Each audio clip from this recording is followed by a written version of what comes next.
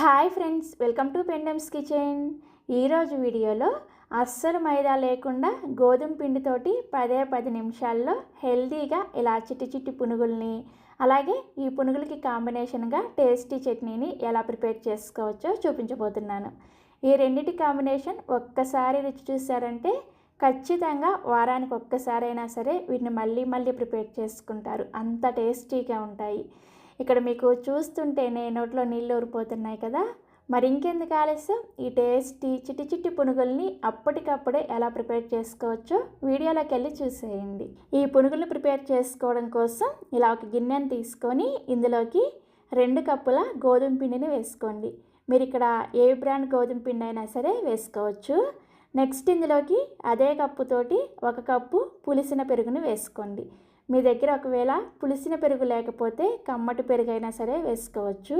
కమ్మటి పెరుగు వేసుకునే వాళ్ళు ఏం చేయాలనేది నేను బోండాలు వేపేటప్పుడు చెప్తాను. నెక్స్ట్ ఇందులోనే 2 టేబుల్ స్పూన్ల దాకా బియ్యం పిండిని వేసుకోండి. ఇలా కొంచెం బియ్యం పిండి వేసుకోవడం వలన పునుగుల పై లేయరు క్రిస్పీగా వస్తుందన్నమాట. తర్వాత ఇందులోనే రుచికి సరిపడా ఉప్పుని, అలాగే 1 టీ స్పూన్ దాకా జీలకర్ర, 1/2 టీ స్పూన్ దాకా వంట సోడాని వేసుకోండి. ఇలా కొంచెం వంట సోడా వేసుకుంటే పునుగులు మనకి నూనెలో వేసినప్పుడు చక్కగా పైకి పొంగుతాయి అన్నమాట. అలాగని మరీ ఎక్కువగా వేసేసారనుకోండి, ఈ పునుగులు నూనెను ఎక్కువగా పీల్చేస్తాయి. కరెక్ట్గా నేను చూపించిన కొలత ప్రకారం వేసుకోండి. ఇవన్నీ వేసుకొని ఫస్ట్ ఇవన్నీ కూడా పెరుగులో కలిసేటట్లుగా బాగా కలుపుకోండి. కలుపుకున్న తర్వాత మనకి పిండి చూసారా ఇలా గట్టిగా ఉంటుంది. ఇప్పుడు ఇందులోకి కొద్దిగా నీళ్ళను వేసుకుంటూ పిండిని మనం పునుగులు వేసుకోవడానికి వీలుగా ఉండేటట్లుగా కలుపుకోవాలి. ఫస్ట్ మనం పిండి కలుపుకునేటప్పుడు చూసారా ఇలా కొంచెం ఉండలుగా ఉంటుందన్నమాట. ఇలా ఉండలుగా ప్రిపేర్ చేసుకున్నారంటే మీకు పునుగులు అనేది అస్సలు రావు. అంతేకాకుండా నూనెలో వేసినప్పుడు పేలుతాయి అన్నమాట. పిండిని ఇలా రెడీ చేసుకోకూడదు. ఈ ఉండలన్నీ కూడా చేత్తో బాగా మెదుపుకుంటూ పిండిని బాగా స్మూత్గా రెడీ చేసుకోవాలి. సో ఇక్కడ నేను మీకు పిండి కలిపిన తర్వాత చూపిస్తున్నాను చూసారా. ఫస్ట్ మనం ప్రిపేర్ చేసుకునేటప్పుడేమో ఇలా ఉండలుగా ఉంది కదా, ఇప్పుడు మాత్రం చూసారా ఇలా బాగా స్మూత్గా ప్రిపేర్ చేసుకోవాలి. ఇలా చేసుకుంటేనే మీకు పునుగులు పర్ఫెక్ట్గా వస్తాయి. సో పిండి కన్సిస్టెన్సీ కూడా చూసారా మనం పునుగులు వేసుకోవడానికి ఇలా వీలుగా ఉండాలన్నమాట. మరీ గట్టిగా మరీ పలుచగా ప్రిపేర్ చేసుకోకూడదు. సో మనం పునుగులు వేసుకోవడానికి పిండి రెడీ అయిపోయింది. దీని మీద మూత పెట్టేసి 10 నిమిషాల పాటు పక్కన పెట్టుకోండి. 10 నిమిషాలు పక్కన పెట్టుకుంటే మీకు పునుగులు పర్ఫెక్ట్గా వస్తాయి. ఈలోపు నేను మీకు ఈ పునుగులకి మంచి కాంబినేషన్గా 2 నిమిషాల్లో చేసుకునే చట్నీని చూపిస్తాను. ఈ చట్నీని ప్రిపేర్ చేసుకోవడం కోసం ఒక మిక్సీ జార్ని తీసుకొని అందులోకి 1 కప్పు వరకు పుట్నాల పప్పును వేసుకోండి. వీటిని వేయించిన శనగపప్పు, చట్నీ పప్పు అని కూడా అంటారు.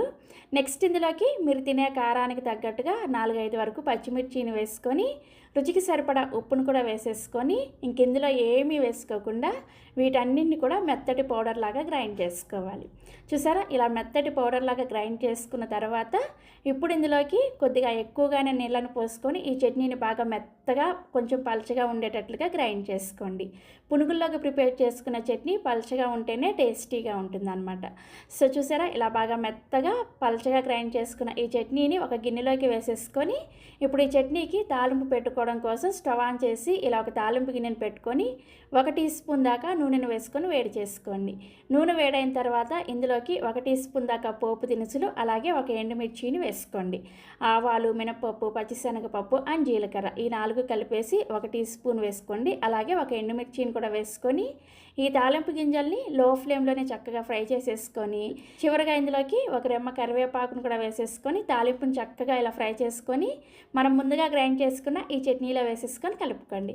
అంతే, చాలా టేస్టీగా ఉండే చట్నీ రెడీ అయిపోయింది. ఈ చట్నీని 2 నిమిషాల్లో ప్రిపేర్ చేసేసుకోవచ్చు. టేస్ట్ మాత్రం చాలా బాగుంటుంది ఈ పునుగుల్లోకి. సో మనకి చట్నీ రెడీ అయిపోయింది కదా, ఇప్పుడు వెంటనే పునుగులను వేసేసుకుందాం. 10 నిమిషాల ముందు కలిపి పెట్టుకున్న పిండి పైన చూసారా ఇలా చక్కగా ఎయిర్ బబుల్స్ వస్తాయి అన్నమాట. ఇలా ఎయిర్ బబుల్స్ వచ్చిన తర్వాత ఈ పిండిని మళ్ళీ అస్సలు కలపకూడదు. చాలామంది ఏం చేస్తారంటే పిండిని ఒక 10 నిమిషాలు పక్కన పెట్టేసి మళ్ళీ పునుగులు వేసుకునే ముందు పిండిని కలుపుతూ ఉంటారు కదా. అలా కలుపుకున్నారంటే ఈ 10 నిమిషాల్లో పిండిలో ఏర్పడిన గాలంతా పోయి పునుగులు మీకు గట్టిగా వస్తాయి అన్నమాట. అందుకని అస్సలు కలపకుండా ఇదే విధంగా డైరెక్ట్గా పునుగులు వేసుకోవాలి. పునుగులు వేసుకోవడానికి ఒక గిన్నెలోకి కొద్దిగా నీళ్ళని తీసుకొని మీ చేతిని ఒకసారి బాగా తడుపుకొని ఒక సైడ్ నుంచి ఇలా కొద్దిగా పిండి ముద్దను తీసుకొని ఈ విధంగా నూనెలోకి నెమ్మదిగా వేసుకోవాలి. మరి ఎక్కువ పిండిని తీసేసుకొని వేసుకున్నారంటే ఇవి మైసూర్ బొండాల్లాగా పెద్దగా వచ్చేస్తాయి అన్నమాట. జస్ట్ గోలీ సైజ్ అంతా పిండిని తీసుకొని ఈ విధంగా నూనెలోకి వేసుకుంటే మనకి ఇవి డబల్ సైజులో పొంగుతాయి అన్నమాట. సో పిండి రెడీగా ఉంది, చట్నీ కూడా రెడీ అయిపోయింది. ఇప్పుడు ఈ పునుగులు ఫ్రై చేసుకోవడానికి స్టవ్ మీద కడాయిలోకి డీప్ ఫ్రైకి సరిపడా నూనెను పోసుకొని వేడి చేసుకోండి. నూనె బాగా వేడిగా ఉండాలి. బాగా వేడిగా ఉన్నప్పుడు మంటని హై ఫ్లేమ్లోనే ఉంచుకొని మనం ప్రిపేర్ చేసిన ఈ పిండిని ఫాస్ట్గా కొంచెం పిండిని తీసుకుంటూ ఈ విధంగా నెమ్మదిగా నూనెలోకి వేసుకోండి.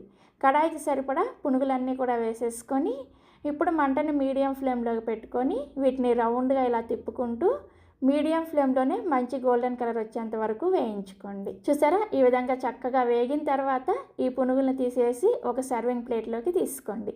ఇదే విధంగా మిగిలిన పిండితో కూడా సేమ్ ఇదే ప్రాసెస్లో పునుగులను వేసుకోండి.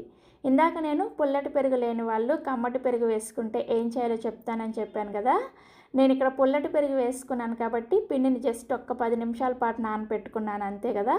అదే మీరు కమ్మటి పెరుగు వేసుకున్నట్లయితే 1 గంట నుంచి 2 గంటల సేపు పిండిని నానపెట్టుకుంటే సరిపోతుంది. లేదంటే మీరు ముందు రోజు ఈవినింగే పిండిని రెడీ చేసేసుకొని ఒక 2 గంటల సేపు పిండిని బయట పెట్టేసి నైట్ పడుకోబోయే ముందు పిండిని ఫ్రిడ్జ్లో పెట్టేసుకొని నెక్స్ట్ డే ఉదయాన్నే ఫ్రిడ్జ్లో నుంచి పిండి తీసేసి డైరెక్ట్గా పునుగులు వేసేసుకోవచ్చు. అంతేకాని నైట్ అంతా కూడా పిండిని బయట పెట్టారంటే ఈ గోధుమ పిండి కదా, పిండి అనేది ఎక్కువగా పులిసిపోతుంది అనమాట. సో చూసారా, ఇలా చక్కగా పునుగులన్నీ కూడా వేసుకొని మనం ప్రిపేర్ చేసిన ఈ ఇన్స్టెంట్ చట్నీతో సర్వ్ చేసుకోండి.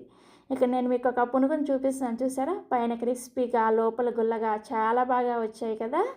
మీకు ఇక్కడ చూస్తేనే తినాలనిపిస్తుంది కదా. మరి ఇక ఏమాత్రం ఆలస్యం చేయకుండా వెంటనే ఈ పునుగుల్ని ట్రై చేయండి. ట్రై చేసిన తర్వాత మీ ఫీడ్బ్యాక్ని నాతో షేర్ చేసుకోవడం మర్చిపోరు కదా. అలాగే మరిన్ని Emmy and tasty breakfast recipes కోసం వెంటనే మన పెండమ్స్ కిచెన్ని సబ్స్క్రైబ్ చేసుకోండి. Thank you.